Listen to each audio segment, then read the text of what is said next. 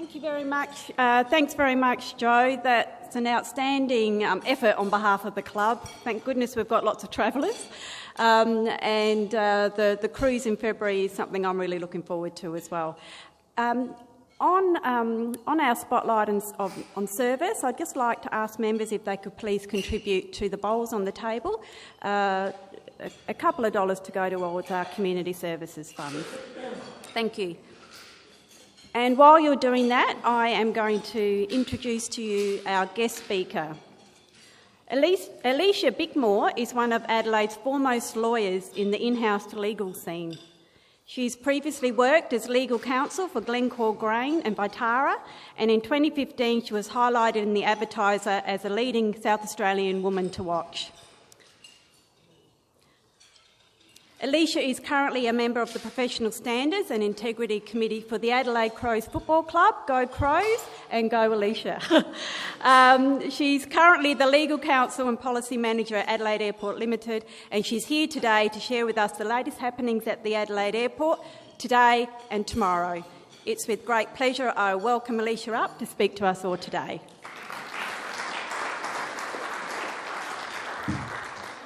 Thank you very much for the warm welcome. So today I'm going to talk to you about a few things. So I thought I'd talk about some of the key changes which are driving the aviation industry, what that means for the development pipeline at Adelaide Airport, what our development pipeline is, and finally why we're so confident with putting $500 million of our shareholders' capital into the airport over the next 5 years. So before I get into it, I thought I'd give you a little bit of propaganda on Adelaide Airport, which I hope helps you understand the way that we look at the world. So last month, we had the opportunity to reflect on the past 20 years since Adelaide Airport and Parafield airports were privatised from the federal government. By any measure, the privatisation has been an outstanding success.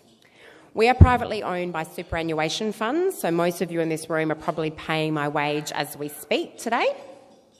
Back in 1998, as the new operators of Adelaide Airport, we made a promise to deliver better facilities and attract more flights to both Australian and international destinations. Back then, our customers were still dodging puddles in the short-term car park and on the tarmac before boarding their Qantas or their Ansett flight. Virgin Australia didn't exist, and Jetstar was still a good 5 years away. Planning back then had just started for a new international and domestic terminal, which would take another 7 years to complete. In 1998, our total passenger numbers were 4 million. We're now at 8.4 million. Our international passengers back then were at 230,000, and I'm pleased to say we've just hit, at last financial year, over 1 million international passengers per annum, which is a fantastic achievement. Our domestic and international terminal precinct is used by more than 30,000 people every day. Adelaide Airport is South Australia's single largest employment precinct, and we directly employ almost 9,000 people. 20 years on from signing the deal with the Commonwealth Government, even our most optimistic forecasts have been exceeded. In 1998, we serviced 4 international destinations, and today you can fly non-stop from Adelaide to 9 international destinations, and hopefully that number continues to grow. 2017 alone saw the introduction of direct flights to Fiji, an increase to China Southern flights, which are now flying 5 times per week, and Air New Zealand introduced a Dreamliner on its Auckland service from October last year. And on the domestic front, we commenced Hobart services in November 2017, and Newcastle services commenced in March 2018. Could you imagine saying 20 years ago this following phrase? I'm using my free airport Wi-Fi on my iPhone to book my Uber from the airport after my China Southern flight from Guangzhou. Nothing in that sentence would have made any sense, and it truly stretches our mind to think about what the airport will look like in the next 20 years. So Adelaide Airport is recognised for being seamless, easy and connected, and we strive in our terminal to have that real sense of place for our passengers. We've also got global recognition, which is fantastic, and Travel and Leisure magazine's World Best survey in 2016 placed Adelaide Airport in the top 10 international airports in the world, and we were the only Australian airport to make the list. In 2019, Adelaide will host the first World Routes in Australasia, and the event will attract over 3,000 airline, aviation and other delegates to our state. So with this background in mind, I'll just look at a few of the changes which are impacting the aviation industry. They're not particularly novel and they do touch on a number of industries, but thought I'd just quickly run through them. So on the top left-hand side, we've got security screening technology. So what we're hoping is that in the future, technology will allow us to have a one-stop shop. All your liquids and gels will be able to screen and people will just be able to walk seamlessly through the terminal. So since the potential attack, which was thwarted luckily in Sydney last year, the terrorist attack there, security is being looked at by the federal government and we will be having some new security measures. But what we hope is that there are new security measures, but we can allow the technology to really drive those measures for us and make it a lot nicer for our passengers. On the top right-hand side, that's a picture of an A350 aircraft. So Qatar first flew that in Adelaide, which we're very proud to say, in May 2017. And the idea with new aircraft is that it becomes quieter. So even though a lot of people love the A380s, they're actually being phased out because they're not so fuel efficient and not as quiet either. And what we'd be looking at in the future is potentially battery-operated aeroplanes as well, which is exciting. On the bottom left-hand side, that's a picture of a bit of a robot stacking valet car park, which is in Germany. So it's a trial that's been run there. And the idea is that we would have to build less infrastructure so close to the airport. You'd be able to bring your vehicle right up to the terminal, drop it off. The valet would take it away for you, the robot would stack park it, and then when you're ready to come back, it'd be waiting for you by the terminal. It is being trialled, as I said, in Germany, but it's extremely expensive at the moment. But that, coupled with autonomous vehicles coming in the future, will really be the way of the future. And on the bottom right, I've just highlighted some of the big data and people tracking. We don't do it yet. You have to be really careful when you do track people's data, but you'll notice Westfields and some of the other larger infrastructure holders around the country do it. So the idea is that as you walk into the terminal, they know exactly who you are. They know that you come to the terminal 3 times per week. They know that you like to drink coffee, so perhaps you'll get an advertisement pop up for a free coffee. If you purchase something else from one of our coffee shops, you'll get car parking offers and so forth. So it really tends to evolve in that space. Global competition, it's not a new theme, but the battles just keep intensifying, and it's Scott's role at the airport to try and bring the airlines here to Adelaide. And so we haven't got any bilateral restrictions because we're a regional port, but the problem is we're competing with every other airport in the world to try and attract a new airline. So part of that World Routes Conference, I like to call it sort of speed dating for airlines. And airports is essentially every state and every airport is there spruiking to the airlines why they should come to South Australia. And I can assure you our business development team very much has direct US flights on their radar, and hopefully some of the new technology with aircraft will be able to make this possible. So they're definitely out there working as hard as they can. This is just a quick snapshot on Asian growth. So at the moment, about 16% of our international inbound traffic is now from China. And of course, this has grown significantly with the introduction of direct China flights in December 2016. And we would expect this number to keep growing. And in fact, in the last week, China Southern have just announced that they'll be increasing from their regular 3 weekly flights to 5 weekly flights per week in their peak months as well. And they're going to be upgrading to some new, bigger aircraft, which is fantastic. We do have a bit of catching up to do. We've got some fantastic offerings in South Australia. We've got our great food and wine and our great beaches. World-class shopping probably needs a little bit more of a help, but the casino redevelopment will certainly assist with that. And I guess when the Chinese visitors, when we did introduce the direct flights, we did really undertake an exercise to get China ready. We had multilingual wayfinding signage in our terminal. We now have ambassadors that can greet our Chinese tourists and speak their language at the airport. And we made sure that we trained up all of our retailers in the airport to give them what they really need. And of course we improved our Wi-Fi, which is the number one key for when you have any international visitors coming into the terminal. I'll just touch on this quickly. So I've just talked about some of the next generation aircraft. There's new engine options that will make it easier to reach some of our southeastern Asian markets, and some of the wide body aircraft that will be introduced. We hope that we can go directly to the US, because we can go directly from Adelaide to San Francisco at the moment.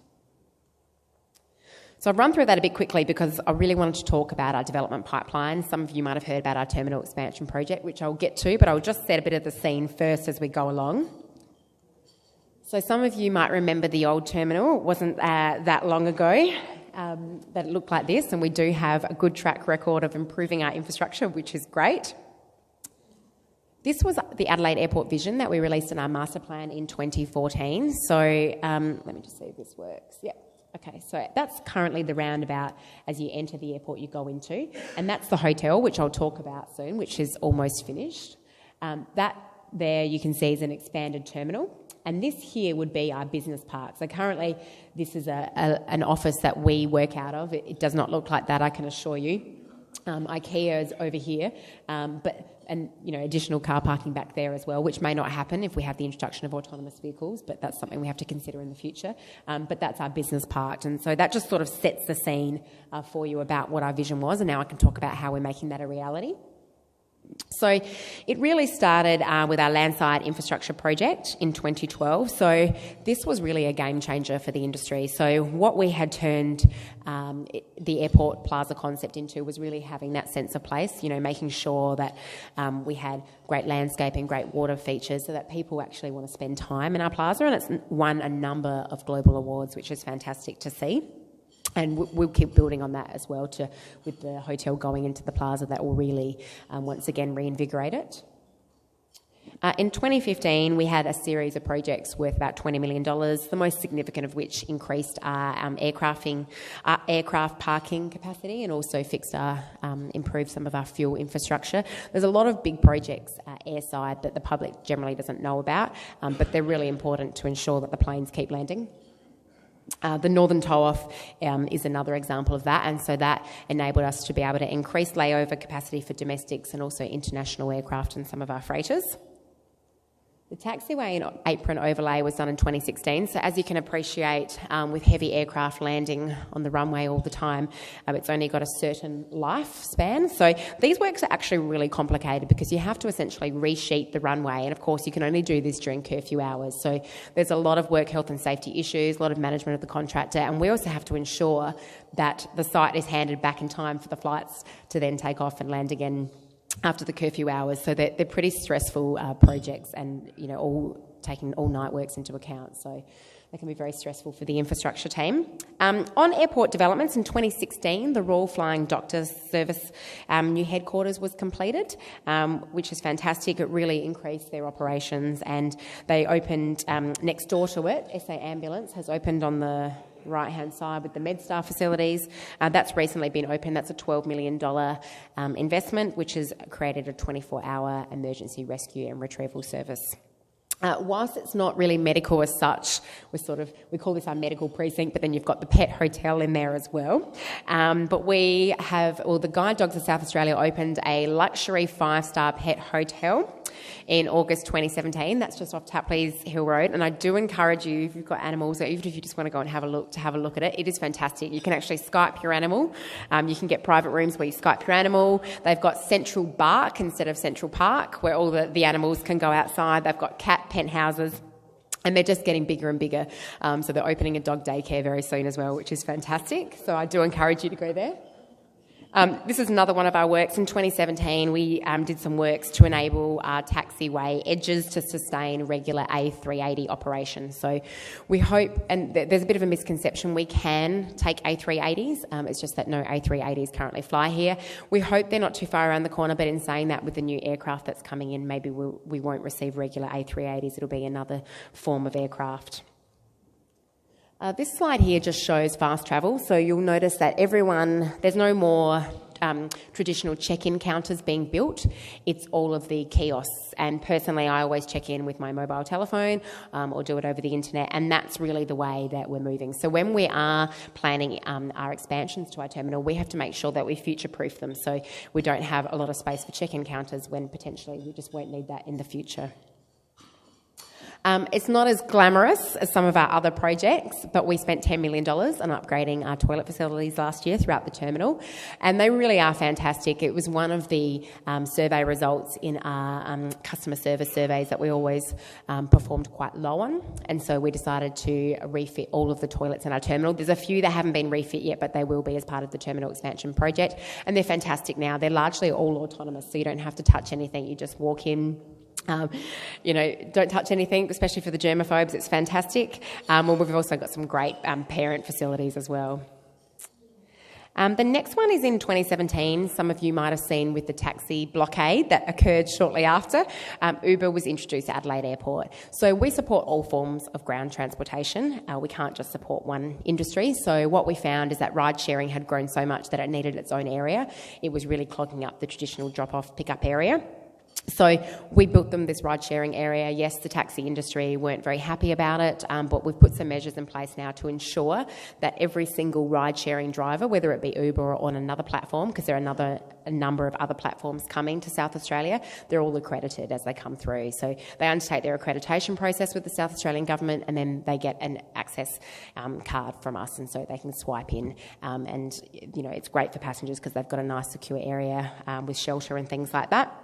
But we do continue to invest in the taxi industry. We've spent over $8 million to date on the taxi industry, and we're just about to build, and I'll show you, this is part of the terminal expansion, a new taxi drop-off facility worth $4 million. So hopefully that'll alleviate up to 30% of the congestion in our drop-off pickup areas. The airport hotel, as I mentioned, originally it was scheduled to open on the 1st of November. It's now going to be opening on the 1st of September, I'm pleased to say. So we just met with them this morning, and they'll be handing over, their builders will be handing over practical completion of the building on the 1st of August. We're also completing the hotel link, which means that you'll be able to seamlessly walk straight into the terminal, the first in Australia, which is very exciting. But it is well ahead of schedule, and we think it's going to appeal to lots of people in the country, lots of business travellers. We've already had a number of bookings, and they said this morning that the bookings have exceeded their expectations. So watch this space. That's some of the images, and I can assure you it even looks better than that in real life, as I've had a tour the other week. But that's some of the food and beverage offerings, and anyone can go in there. And there's fantastic views from the top floors of the runways and the South Australian hills and the CBD. So I do encourage you to go there if you can. Now, I've left the best till last. So I'm going to show you a bit of a video first just to set the scene of our terminal expansion project, which we recently announced. It's a $165 million project. It is looking to really expand our international facilities, bring in such as a second baggage belt. We've got new lounge facilities. Virgin will be building a brand new lounge. Singapore Airlines will have a new lounge, and we'll be building a new common use lounge. And there's a number of other highlights which I'll show to you. But first I'll just play the video so I can sort of set the scene.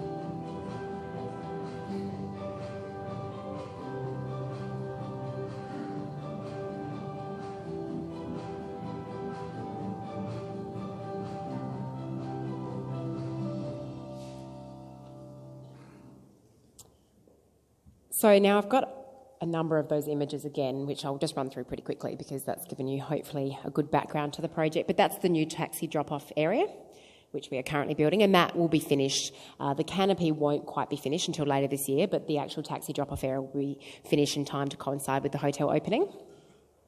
That's another image of the taxi drop-off area. That's some of our retail. And so what we've just tried to do with the retail is still continue the theme throughout the terminal of this light, bright, open spaces as well. So you've actually got the views as you're sitting there in the food court eating your lunch that you can look out onto the runway. It's not all so closed in, and you'll see the ceilings as well. They're all raised. That's just another couple of the images of the retail.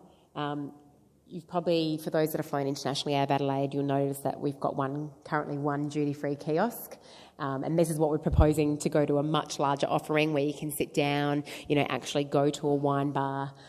It'll be fantastic and sit there and have a meal whilst you're waiting. And then, of course, that coupled with all the new international lounges as well will be fantastic. Now, the reason why I've touched on the Vickers Vimy, so we're also hoping to potentially relocate the Vickers Vimy into the terminal. So some of you may or may not know that Adelaide Airport's the custodian of the historical aircraft known as the Vickers Vimy. It's currently housed in a memorial building, which is near our long-term car park, and it really is a public display which commemorates the first official flight from England to Australia, so the air race of 1919 by Adelaide brothers Ross and Keith Smith. Now, the historical aircraft is exceptionally delicate. It's required to be put in a UV, essentially a UV box. It's climate and temperature controlled and sits on anti-vibration pads to provide it with the optimal protection. For those of you that have seen it, you will note the condition is fairly delicate. So we've got this unique opportunity to put it into the terminal expansion project, and what we've done is we are trying as hard as we can to lobby state and federal governments to contribute, because it does cost around $7 million to actually relocate the Vickers Vimy. So we're trying to speak to state and federal governments. We've had initial discussions and we'll be continuing those with them. We had initial discussions with the previous state government, so now we'll take that up again with the Liberal Party. But we've got this unique opportunity to put it into the terminal so that the public can actually access it more readily. So we have future-proofed the design to make sure that it can go in there. We would love it to be in there in time for the centenary next year. That window of opportunity is closing, but what we think we might be able to do is speak to state and federal governments over the coming few months and hopefully try and make an announcement at the centenary that hopefully it's going into the terminal expansion. So just a quick snapshot of the terminal expansion before I move away from it. So we will be having some of the upgrades include a second longer baggage belt for arrivals, more space for immigration processing for international customers, expanded security screening, larger duty-free precinct, as I've said, for arrivals and departures, and expanding retail and dining options. Now, retail and dining options will be expanded by 80%, which is significant, and it won't just be for international passengers, it'll be for all passengers coming through the terminal. So essentially, you'll walk through the domestic area where there will be a lot of expanded retail, and then international passengers will now go down to a dedicated area down the escalator and then go through duty-free in a much expanded area. So we're really excited. It's the biggest project we've had since the original terminal build. It'll take about 3 years. It's very, very complex because we are building in the middle of an operational terminal, so there's a lot of work being put into the sequencing and staging with the contractors, but we're really excited. So watch this space and make sure that you come down and visit us, and we'll be having mini openings of each sort of precinct as we go. The last one that I'll talk about in terms of developments is our business park. So we've got shareholder approval to build a business park and also a link bridge from the terminal into the business park. And as I said, that's sort of in that area as you come in via the airport. We are attracting a number of businesses to the airport. Oz Minerals just moved their head office down, which is fantastic for South Australia, and we are attracting a number of other businesses. So we've got Australian Clinical Labs who've just moved down, they're currently building their headquarters down the opposite side of the airport, and we're hoping to attract a lot more, particularly with the defence opportunities. So we really would like to build this business park, and Scott and I would like our offices to move into that business park, because our offices, after seeing Oz Minerals' fantastic upgrade, our offices are pretty subpar, but that's something we're hoping to start working on pretty soon. How am I going for time? Okay, I'm going pretty good. I guess this is just really talking about South Australia is really stable and diverse, and there will always be some global pressures on airfares, and there'll also be some global events that impact the aviation industry. But what we found is South Australia always bounces back. So even from events such as whether it be 9/11, from SARS, from some of the Malaysia Airlines crashes, we've always been able to bounce back. And it's really great when we go overseas, we're able to say to overseas investors that we are stable and diverse, and we always do bounce back. And that's just another little quick snapshot of that diversity that we continue to grow relative to other capital cities. You will see that Perth has declined a bit with the mining downturn as well. The other issue is we have been outperforming other states, but there's a significant opportunity still with freight. So about 40% of a South Australian air freight has to leave Australia via Sydney or Melbourne. So once again, we're going to try and capture this. So with freight, it's obviously held in the belly cargo of a lot of our passenger flights, and that makes it more affordable for our freighters as well. And what we're trying to build is a dedicated freight precinct, which will be called Airport East. Now, you won't be able to see it on any of the maps, but essentially the entrance would be off Richmond Road, and for the freighters, they'd be able to come directly with their trucks into the airport, which would be fantastic. So we are working very hard on that and working with some of the big freight exporters in the state. So really, that's it. I think I'm perfectly on time as Heidi jumps up. I do have some time for questions, I think, maybe 5 minutes, but Scott and I will be around afterwards as well if we can't answer all of your questions in that time. But I guess I just wanted to point out there are a lot of challenges and opportunities in the aviation industry, and we've got a lot of developments happening at the airport as well, which we're very excited about. So please come down and visit us, and now I'll take some time for some questions. I think you might have been first. Ian and then Pete. Okay, great. Sorry. Thank you very much for your presentation. No problem. I notice you've got a separate pickup and delivery now for taxis. What Yes. about for the public? Because having them both coming into one area Yeah. is so restrictive. Yeah, we do acknowledge that our drop-off pickup area is not great. So we're hoping by taking the taxis away, that will at least reduce about 30% of the congestion, and that will enable us. We're always trying to plan for the future for the drop-off pickup area, but we do acknowledge it is not by any means perfect. But hopefully with the taxis moving away from that area, that'll give us a better idea of what we can do for the future. Okay, David and then Pete. Yeah, Jason's got it.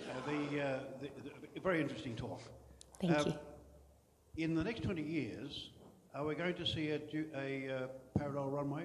Yes, potentially. We're actually doing our master plan for the next 20 years. That'll be coming up next year, so we're starting to work on it now with forecasts.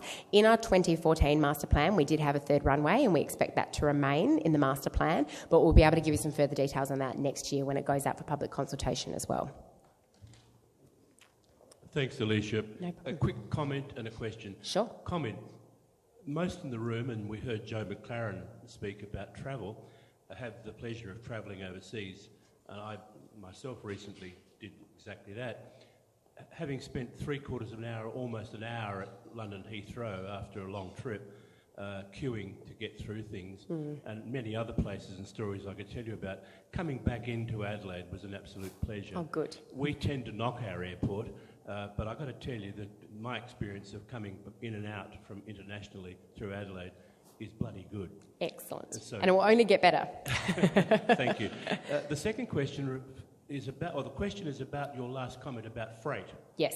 And I guess that the thing on everybody's mind at the moment is the proposed freight terminal and airport Yes. near Globe Lake. Murray Bridge. Yes.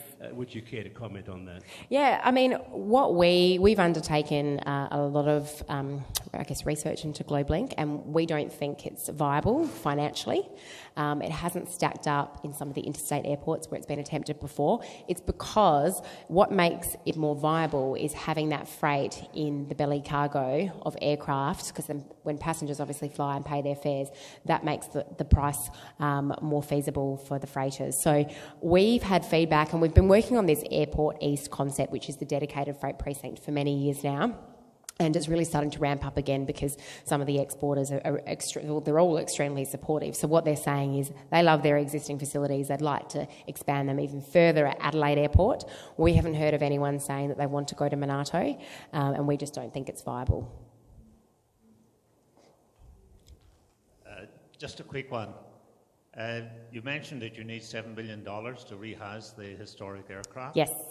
And that Around that you have $8 million passengers per year. Yes.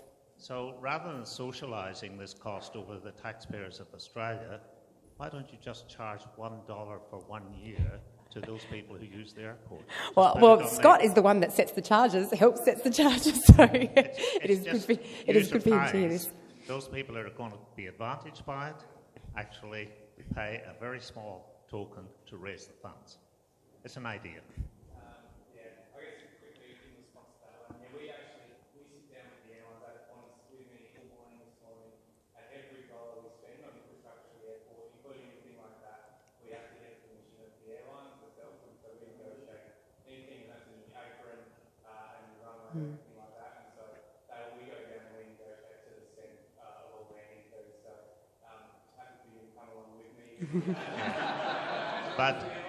But ultimately it is your airport and they are the users, so they pay a fee to use your airport.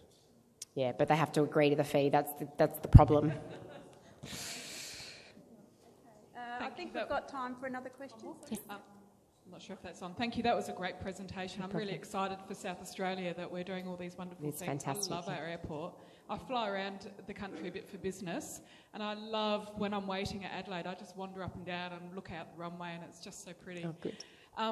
Now, I fly to Sydney quite a bit for business, and I love arriving at Sydney, going down to the train and catching a train into the city. Yeah. It's perfect. So are there any thoughts for rail or light rail at Adelaide? Yes, we have left land available for a tram, and we've spoken to the state government over many years, and we'll continue to leave that land available for tram, but it's up to the state government to actually put that tram in. So we have said that we are open to anything, and anything that doesn't, of course, put an onerous charge on passengers. So, you know, if someone wants to come and develop a tram, and we did have discussions with the Downer group last year who came and approached us, and we said we're absolutely supportive. However, the fees that you're charging have to be acceptable and you know, can't be extremely high for our passengers. And they were trying to work with the then state government, so I'm sure they'll take that back up with the Liberal Party. I know the Liberals aren't as supportive of trams, so essentially we'll leave the land there. We have said that we're happy to develop a tram station and maintain it for them, and we'll just leave those discussions ongoing. That's it. But Scott and I will be hanging around for a little while. If anyone does have any further questions, we'd be very happy to answer them. Thank you so much for having me.